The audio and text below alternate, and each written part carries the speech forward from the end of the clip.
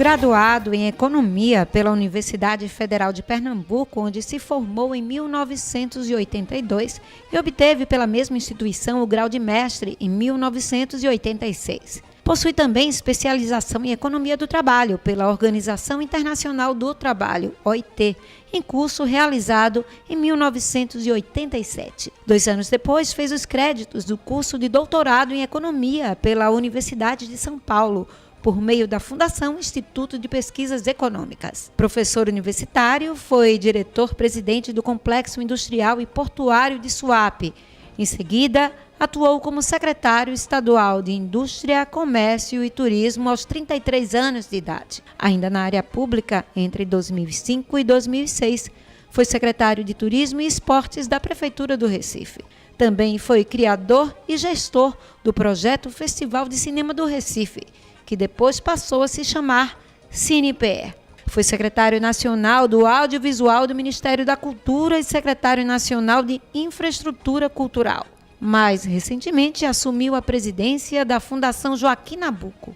Alfredo Bertini está no centro do Roda Viva de hoje.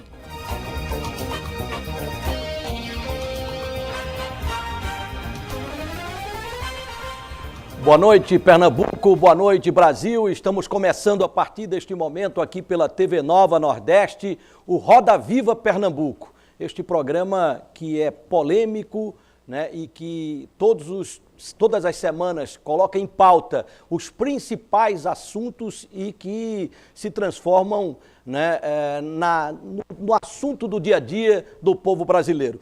No nosso programa nacional, às segundas-feiras, e na nossa versão regional, todas as terças-feiras, aqui na TV Nova Nordeste. O nosso apresentador oficial hoje, o Aldo Vilela, hoje está com uma reunião na cidade de Caruaru e coube a nós essa missão de sucedê-la, difícil missão de hoje substituí-lo no programa. Espero, né, poder substituí-lo à altura. Né? O nosso convidado de hoje, Alfredo Bertini, este ano de 2019, né, a Fundação Joaquim Nabuco vai completar 70 anos, né, a Fundação Joaquim Nabuco, esse instituto, né, por onde passaram tantos nomes, Gilberto Freire, né, Fernando Lira, tantos outros nomes, né, importantes e que marcaram época aqui no nosso estado, hoje é presidida por Alfredo Bertini. E nós vamos falar com ele sobre os temas, né, que pautam o dia a dia. Boa noite, presidente, seja bem-vindo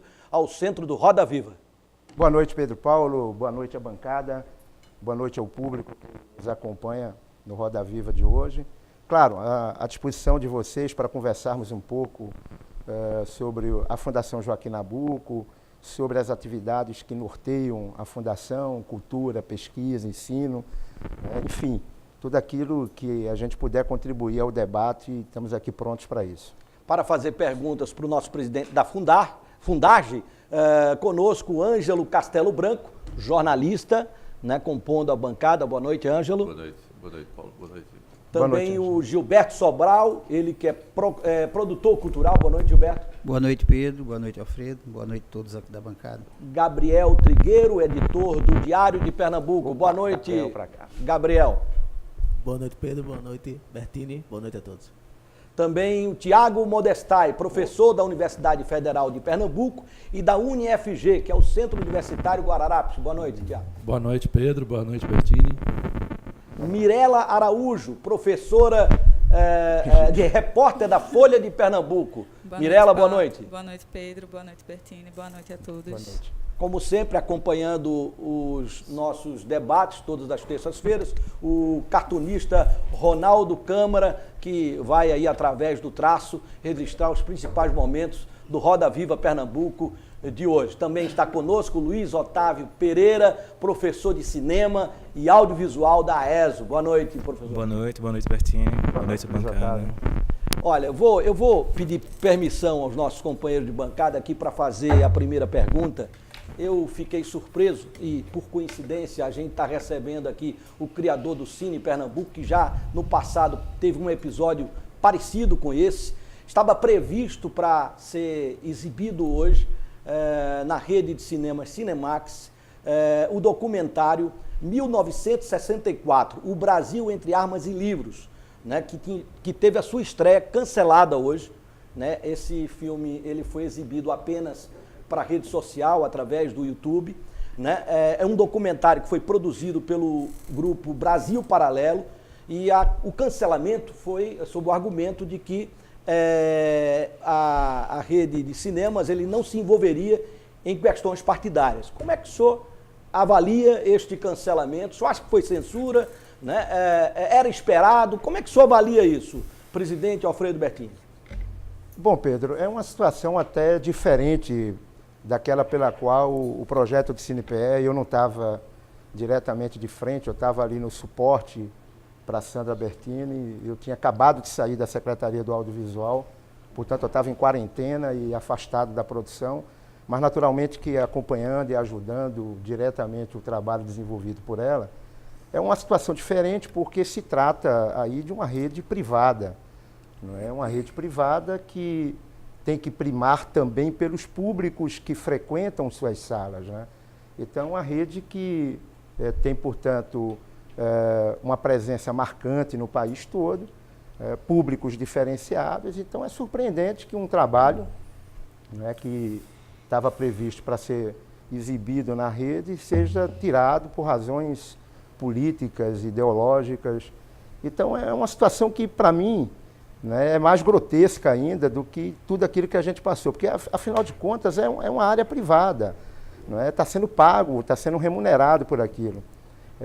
O projeto de um festival, como é um projeto público, e eu sei o que é esse tipo de constrangimento, porque nós sofremos horrores naquela oportunidade por um filme que foi selecionado pela curadoria, né, o filme de Olavo de Carvalho, sobre Olavo de Carvalho, eu me refiro, e que terminou até ganhando o próprio festival, e que foi objeto de um boicote generalizado de diretores, de produtores.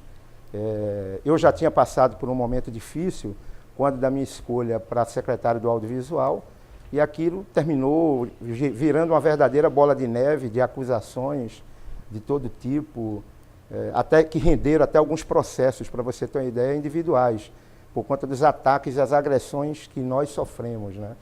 Então, eu acho que a oportunidade de você exibir uma obra, seja da forma que você possa interpretá-la politicamente, ideologicamente, é uma oportunidade que tem que ser respeitada, até porque os públicos, né, precisam e necessitam consumir essas obras.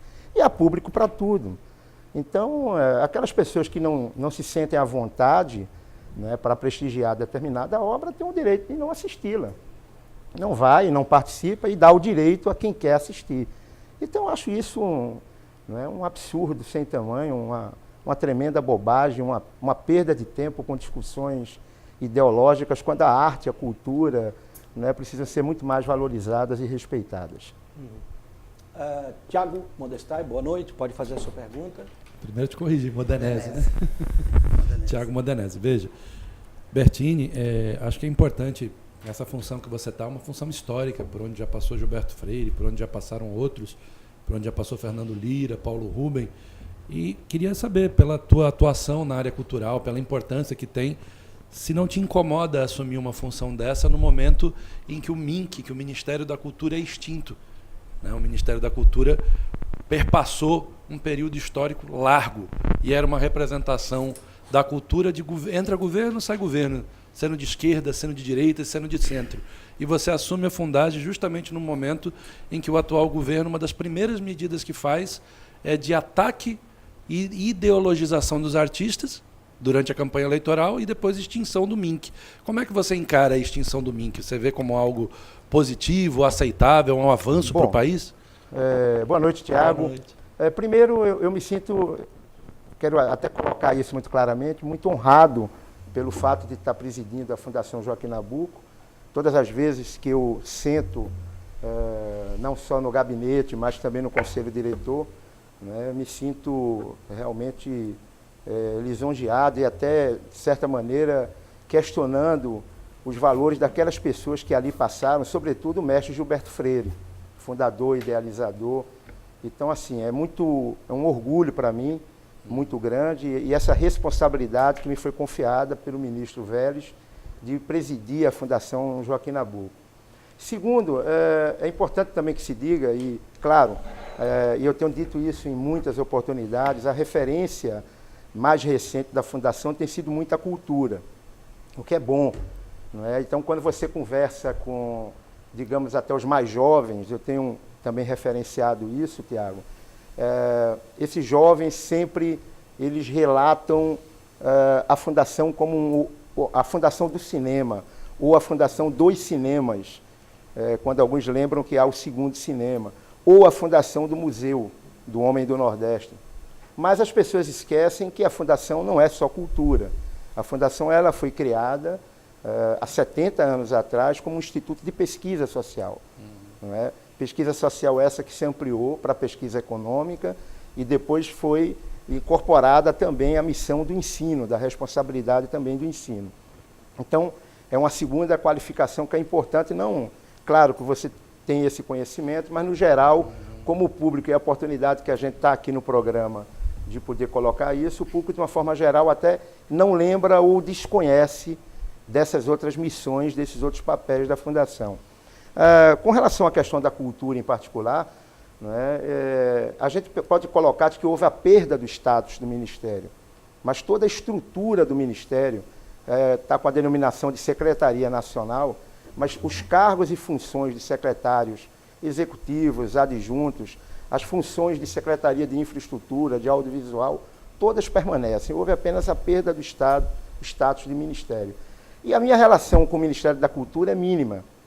Hoje eu tenho um convênio do CANE, que é da área do audiovisual, que foi assinado a sua prorrogação quando eu era secretário do audiovisual e Luiz Otávio era o presidente da Fundação.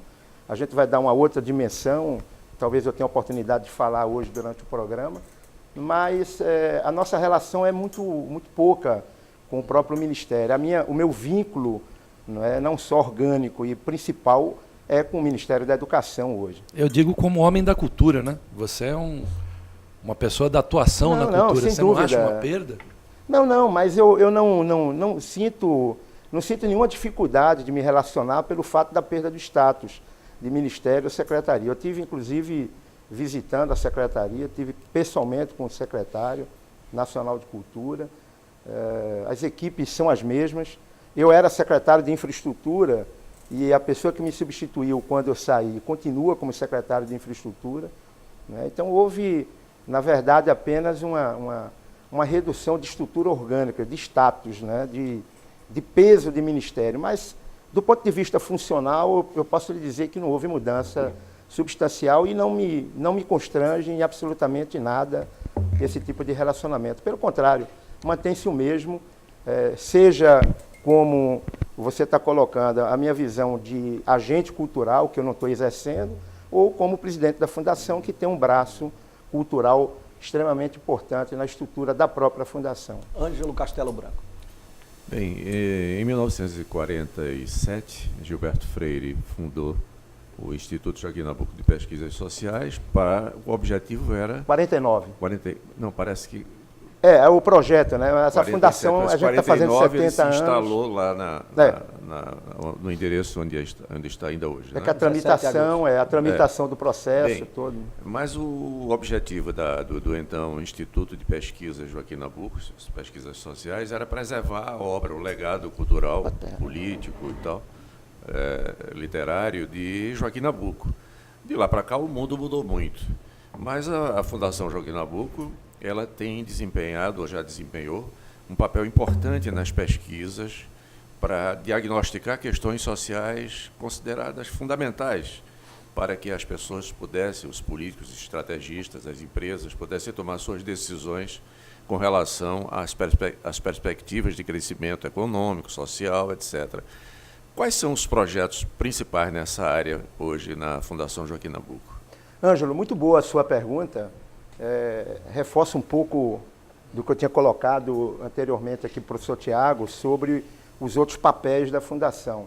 E eu acho que não é à toa o fato de algumas pessoas não lembrarem ou não se referirem à Fundação como também um instituto de pesquisa ou também uma instituição de ensino, uma escola de governo, no caso.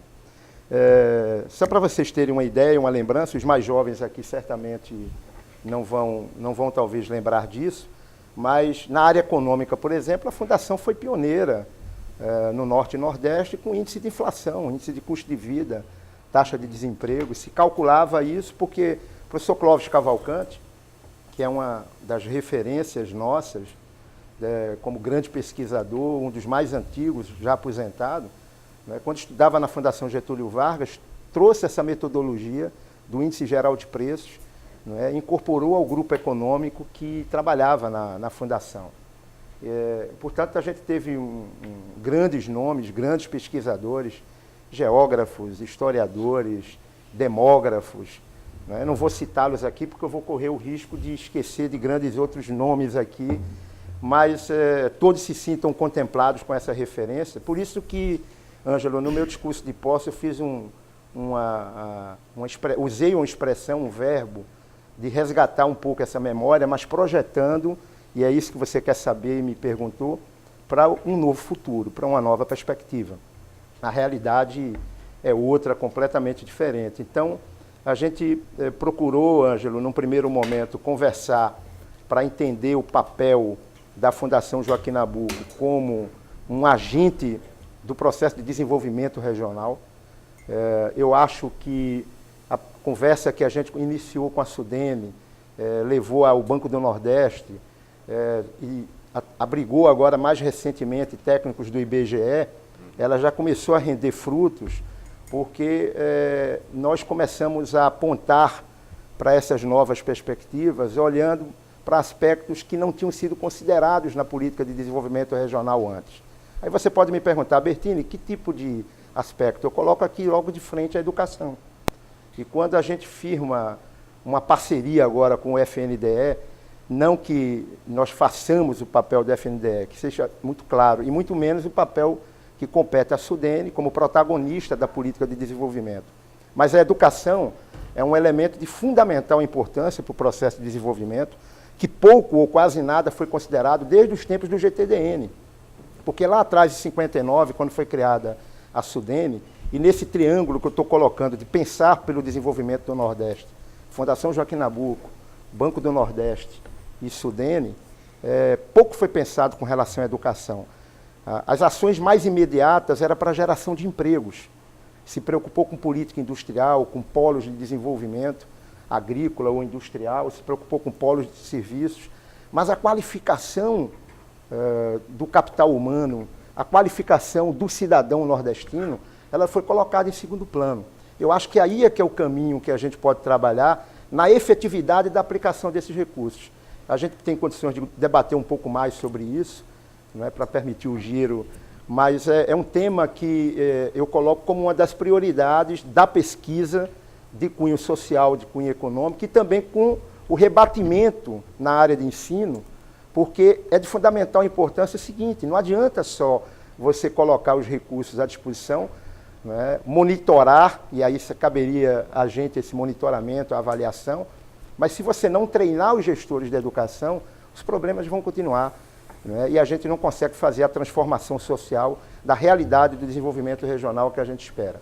Nós temos na fila aqui para perguntas o Luiz Otávio, já, o Gilberto Sobral, o Gabriel, né, e a Mirella, né, mas daqui a pouco, depois do intervalo, nós vamos para um rápido intervalo, a gente volta daqui a pouco com o presidente da Fundação Joaquim Nabuco, Alfredo Bertini, no centro do Roda Viva de hoje. Já já a gente volta.